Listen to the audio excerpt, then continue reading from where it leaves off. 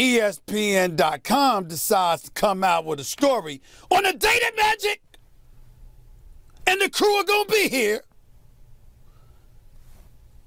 Story comes out. Baxter Holmes, reporter, senior writer on the NBA for ESPN, by the way, does an outstanding job. And did an outstanding job with this story. There's nothing missing here. But he wrote this big expose. He's been working on it for 2 years. And there's a lot to deduce from it. Because we don't want to take away from his work. He did his job. Do I like the fact that I have to deal with it today? Hell no. Quite annoyed by it. But that's neither here nor there. I'm a big boy. I can take it. But nevertheless, the story's out. Go check it out on ESPN.com. Obviously, it's very, very important. I mean, it's the cover of ESPN.com. It's a big deal, right? Go ahead and look at it. ESPN.com. Let's make sure we mention that. It's right there. Let's make sure we mention that. ESPN.com. Go read the story.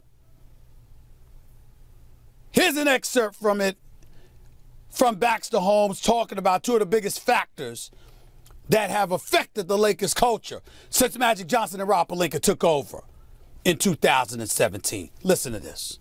First, Rob, as Magic Johnson spoke about on this show last week, entered into the position with credibility issues.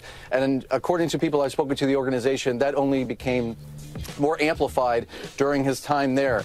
In terms of Irvin, who has said on record before that he can have a kind of demonstrative personality, people in the organization saw that on the occasions when he was in the office. They would describe kind of a duality to his personality. There was Irvin, and then there was Magic. And I think these two things, you know, culminating or played a key role in the dynamics of what the culture would become over the next 2 years within the Lakers. That wasn't all that Baxter Holmes had to say when he appeared on First Take this morning.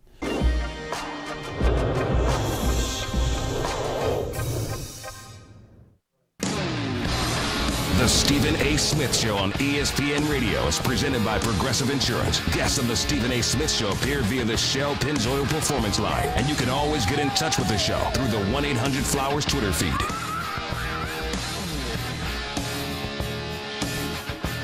Who's got more to prove in the NBA Finals? Steph Curry or returning from injury Kevin Durant? It's the Stephen A. Smith Show on ESPN Radio, ESPN app, and ESPN News. Will Kane filling in for Stephen A. You can normally catch me 3 to 6 Eastern on ESPN Radio and ESPN News. I'll begin to who's under more pressure, who has more to prove, KD or Steph, in just a moment here on the Stephen A. Smith Show. But there's been an idea that we've been toying around with, a handful of ideas, over on the Will Kane Show. We've been toying around with a couple of ideas on how to improve the NBA. Now, let me start with this. The NBA regular season is a far from perfect product. And I think that we can all recognize and agree on that. You have 82 games. The meaningfulness of those games falls something short of ideal. The players themselves give less than 100% effort when they are on the floor. Anybody that watches playoff basketball realizes quickly the difference between regular season basketball and playoff basketball. And so what we have to start with is the idea that the NBA regular season is imperfect. It's not this sacrosanct, special, set it up on a shelf, never touch it, to be protected entity. No. It's to be tinkered with, innovated, and made better. And the NBA and Commissioner Adam Silver are just the ones to do so. Adam Silver was on Get Up this morning, and he talked about the ways to improve the regular season. It's a possibility. I mean, there's no doubt it's an economic issue right now. At least under our current format, if we reduce the number of games, we reduce the amount of television money, reduce the amount of ticket money. Having said that, as we start to look at ways to reformat the season, it may not just go to length. That maybe, as I've said, maybe there's a preseason tournament, a midseason tournament, a play-in tournament. I mean, other things that create incentives for players to compete throughout the year, that maybe we still have a season that begins roughly late October, goes to mid-June, but there's multiple things to compete for. And I think that's part of the issue. We have to keep up with changing media times. People's attention spans are shorter. There's a lot more options for when it comes to entertainment, unlimited channels over the top, and with the internet. Shorten the regular season, but add a mid-season tournament. I am in. Add the NBA Cup. Add a one-and-done February Madness tournament that everybody is still in on. I am in. Now, this happens in European soccer all the time. There are multiple titles that a soccer team can win in the English Premier League or La Liga in France or Serie A in Italy. It doesn't mean that winning the Premier League is any less. There's one title that rules over them all. And if you can gun for one, most of the clubs usually gun for the season-long Premier League title. And we would still have that in the NBA. NBA Finals. The regular season, the playoffs, and the NBA Finals. But if you put a mid-season tournament in the February month of the year, it wouldn't take anything away from the NBA Finals. It would only add. Make it a one-and-done tournament. By that point in the season, half your fan bases are already writing off the season. They're already watching for, expecting, and in most cases, hoping for their team to begin the process of tanking. That's what we do now. I'm a Dallas Mavericks fan. You know how many years I've been transitioning early in the calendar year going, well, I hope we can start losing some games so we can get in on Zion sweepstakes or Luka sweepstakes. What's up? That one worked out. It's not a healthy way to go about consuming sports, rooting for losses. A midseason tournament keeps fan bases, players, franchises, owners invested longer into the season. And if it's a one-and-done tournament, anything can happen. You see, the NBA is built to suck the drama out of the product on the court. It's built for predictability. It's built that the best team always wins. That's what an 82-game regular season schedule and a 7-game playoff series produces. Over 7 games, the best team almost always wins. You can almost always predict the outcome, but not in a one-and-done tournament. That one, a one-and-done tournament in the middle of the year. Are you sure the Golden State Warriors would win that? Are you sure the Raptors take down the Bucks? Memory serves, the Bucks won the first 2 games of that series. Bucks advance. In a one-and-done tournament, who knows what could happen? What roll of the dice? Who could get hot? Maybe the Houston Rockets they wouldn't be talking about overhauling the entire roster if they'd won an NBA Cup in the middle of the season. No, it's not as good as winning the whole thing. But maybe a little more money in Tillman Fertitta's pocket. A little more reason to justify that investment he's put in the team. Maybe he's not worried about the luxury tax. If you got a little extra change, a little bit of attention, a little bit of marketing from winning the NBA midseason, whatever we call it, NBA Cup. I'm all in on that. But I'll do you one better. If we're going to innovate, let's innovate the hell out of the draft. First call. I don't know why in the American sports landscape, we have just accepted the premise that the worst team should get the first pick. It's the inherent socialist in us all. And somehow that's going to help the worst become the best. And Nuno, I don't know if you can remind me, I believe there's some research that shows over the last 20 years, only 1 or 2 teams have had the number 1 overall pick and translated that into winning the whole damn thing, to winning the NBA Finals. It's just not how it works. You get the number 1 pick and all of a sudden you are the next NBA Finals champion. It's an overrated prospect, and it isn't picking the bottom teams up off the mat as often as you think. What more, the worst teams aren't getting it anyway. This year, the New Orleans Pelicans, with the 9th best odd, had the ping pong balls bounce their way with the rights to draft Zion Williamson. So it's neither picking the worst teams up off the mat, nor really awarding the top pick to the teams that finished last anyway. We got to consider a better way. You combine that with the fact that 20, 30% of the NBA season is incentivized to lose, teams out here trying to lose, tanking to get the top pick in the draft, and you have a problem. I've got a potential solution. Now, people have talked about this. Bill Simmons has talked about it. My producer on the Will Kane Show, Steven Cerruti, has been talking about this for years. But a post-season NBA draft lottery tournament is a absolute boondoggle.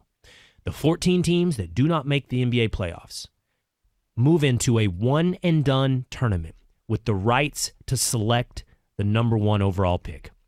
If you win the tournament, you get the chance to draft Zion Williamson. You all of a sudden shift everyone's incentive from losing the most to winning. You might have some tanking on the margins. Maybe an 8th seed in the NBA playoffs realizes we're going to lose to the Warriors in the first round. Let's lose a few games at the end of the year and become the best team in the lottery tournament. But it's a one-and-done tournament. So anything could happen. Just because you're the almost 8th seed in the playoff, who would that be? It would have been Pistons were the 8th seed. Magic were in. Who just missed it in the East? Huh? Who just missed it in the East? Washington? No, Washington was a little bit lower. That team's not necessarily going to win it all in a one-and-done tournament.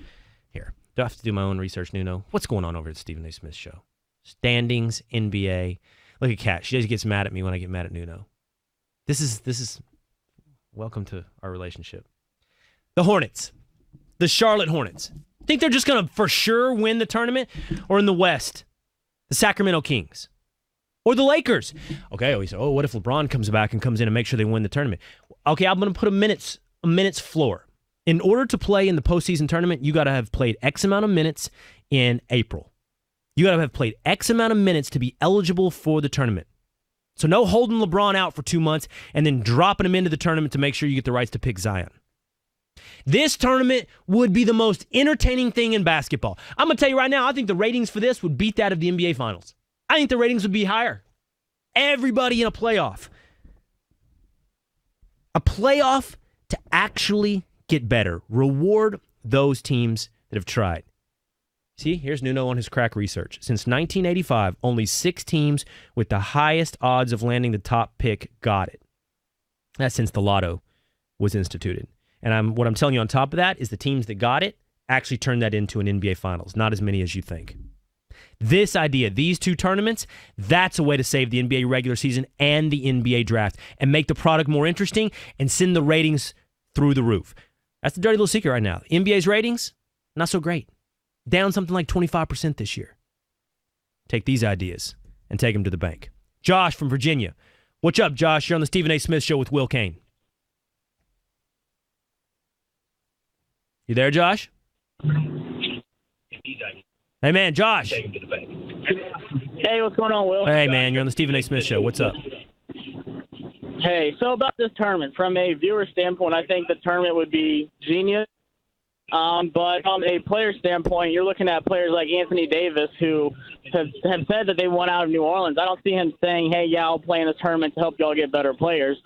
And as a Grizzlies fan, I wouldn't want Mike Conley, who's always injured and with his terrible contract, playing in this tournament. And we got a better pick in the lottery than we even thought we would get. So to me, I like the lottery because of the element of surprise. You like it this year. You never know what can Josh. happen. You're a Grizzlies fan. Of course you like it this year. But next year you won't. You're going to get Ja Morant. But any other year you'd be like, why is a ping pong ball determining the outcome of this? And by the way, one more thing, Josh. This is a criticism I often get on this tournament idea. The idea, the one you said, where players won't play for the rights to draft somebody to replace them. I don't buy that. Look, if we're at a place now where we're having trouble incentivizing players to try and win, we got deeper problems in sports. Like, we shouldn't have trouble incentivizing players to try to win. I don't care what the outcome is. They're under contract. They're making millions of dollars a year. And there's owners out there willing to factor that in. The market. Do you want to sign Anthony Davis is a bad example, but do you want to sign Kemba Walker? He tanked in the playoffs. He didn't try for the Charlotte Hornets. Well, remember that if you have him on your team. He may not try. Now, I understand Kemba's still going to get his deal, but you got to let markets decide these things. I think players should be held to account of their contracts. They should give effort, and if they don't, it should be reflected in their next contract. I'm not worried about players not trying. I'm not worried about it, Josh. Thanks for the call, man. All right, phone lines are lit up. No NBA player has a no-trade clause right now. No trade clause. Okay, Life special events call for a beautiful bouquet from 1-800-Flowers.com right now. When you order a dozen Gerbera daisies for $29.99, you also get a free vase. For details, go to 1-800-Flowers.com/ESPN. I see the phone lines are lit up on the LeBron James for James Harden trade. I'm going to hear from you, and let's get into who has more to prove in this NBA Finals. Steph Curry or Kevin Durant? It's the Stephen A. Smith Show with Will Cain today on ESPN Radio. This show and all of ESPN is streaming live on the ESPN app. Now with ESPN Plus, where you get more ESPN. Download the ESPN app today and take ESPN